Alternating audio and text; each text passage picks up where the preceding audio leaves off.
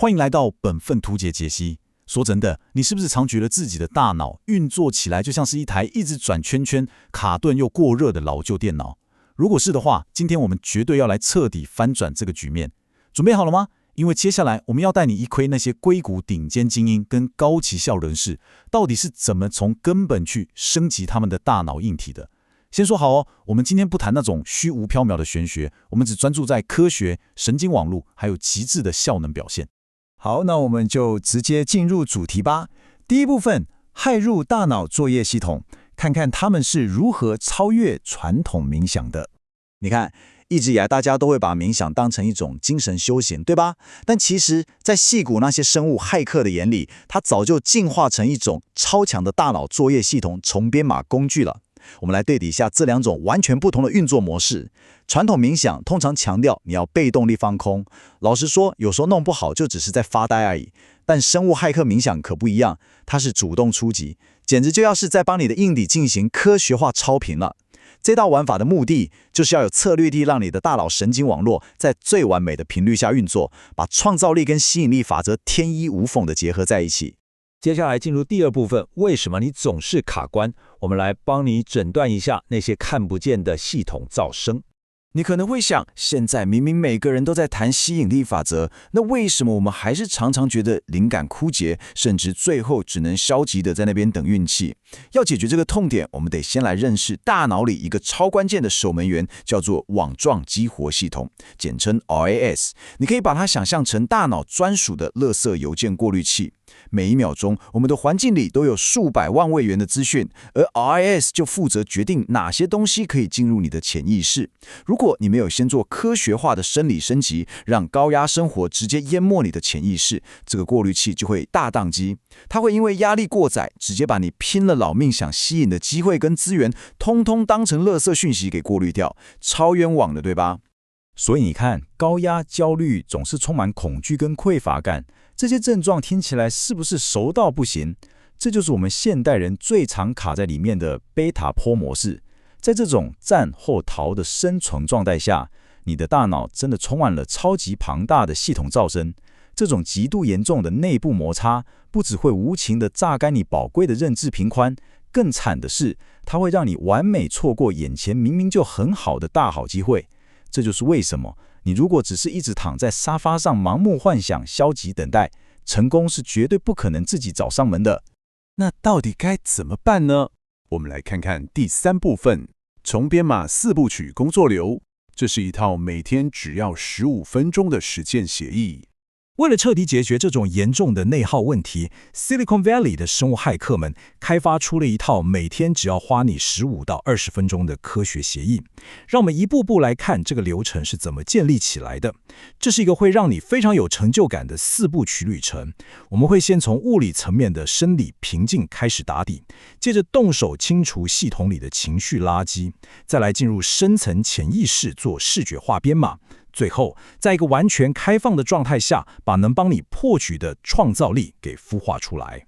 好，首先是第一步，生理调频。大家一定要记住，这不是叫你靠意志力去硬撑，而是要用物理干预的方式。比如说，你可以听特定的双耳搏动音讯，或者做特定的呼吸控制。这能帮助我们快速活化副交感神经，非常有效地降低心率变异度带来的那种混乱感。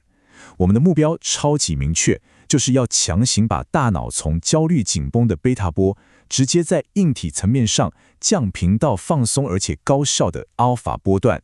如果要讲具体到底该怎么做，你只要记住448这串数字就对了，这非常关键。这就是很有名的箱式呼吸法比例，吸气4秒，憋气4秒，然后慢慢的长长的吐气8秒。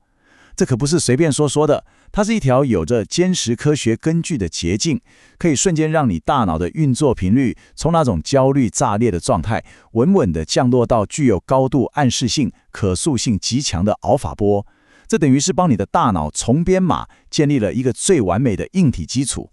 当你的硬体基础准备好之后，我们马上进入第二步，情绪释放。在这个阶段，你要专注去练习感恩，还有主动去宽恕。我知道这听起来是不是有点像普通的心灵鸡汤？但其实对这些生物骇客来说，这是一个超级强大而且绝对必要的认知效能放大器。为什么这么说呢？因为这个步骤最关键的地方就在于，它能瞬间释放被负面情绪占用的皮质能量。也就是说，当你清除了那些愤怒、恐惧或是觉得自己很匮乏的噪声之后，大脑内部的摩擦就被彻底消除了。这简直就像是帮你的潜意识做了一次深度的大扫除，直接帮大脑腾出超大、超干净的频宽。真的只有在这种完全没有内耗的情况下，你的潜意识才能毫无阻碍地把接下来新的程式指令给听进去。杂讯清空了，接着我们就来到了整个系统重灌的重头戏，第3步，动态视觉化。这个时候，你的脑波应该已经随着刚才的放松，降到了更深层的西塔波状态。在这个极度深层而且超级专注的意识空间里，你必须要把你所有的视觉、听觉，甚至是触觉这五感全部调动起来。你要去强烈、生动的想象，你已经解决了那个超难的问题，或者是达成目标时那种充满画面感跟动态细节的胜利感。那你可能会好奇，这个步骤到底强在哪里？因为当你处于这种高暗示性的 theta 波状态时，大脑平时那一层厚厚的、总是充满怀疑的逻辑防御机制会整个关机。这时候，神奇的事情发生了，你的过滤器，也就是刚才提到的 RAS， 会把你脑海里这些强烈的视觉化画面直接误认为是已经发生的事实，然后进行深度编码。一旦 RAS 被成功改写，哇，那真的不得了！它会在你的日常生活中自动开启超强雷达，精准地帮你搜捕任何跟目标相关的资源跟机会。不过，当这段强烈的视觉化结束之后，先别急着张开眼睛跳回现实哦。我们来到了最后一步，开放式检测。在这个阶段，你要继续保持闭着眼睛，不带任何批判，也不用刻意去控制你的思绪，就单纯的允许大脑去进行自由联想就好。这是一个用来纯粹孵化创造力的黄金过渡期。这其实非常完美的诠释了我们大脑奇妙的运作机制。这一步最主要的目的是为了启动大脑的预设模式网络，也就是 DMN。当你处于这种开放式监测的状态下， DMN 会变得高度活跃，它会促使大脑里面那些平时根本不相关的神经元开始进行跨界连接。这正是你突然灵光一闪，产生那种突破性啊哈时刻的黄金视窗。那些真的能帮你打破僵局的创新解方，通常就是在这个完全放松、毫无防备的瞬间给蹦出来的。好的，最后我们来到第4部分，主动的巅峰状态，升级你的生理基石。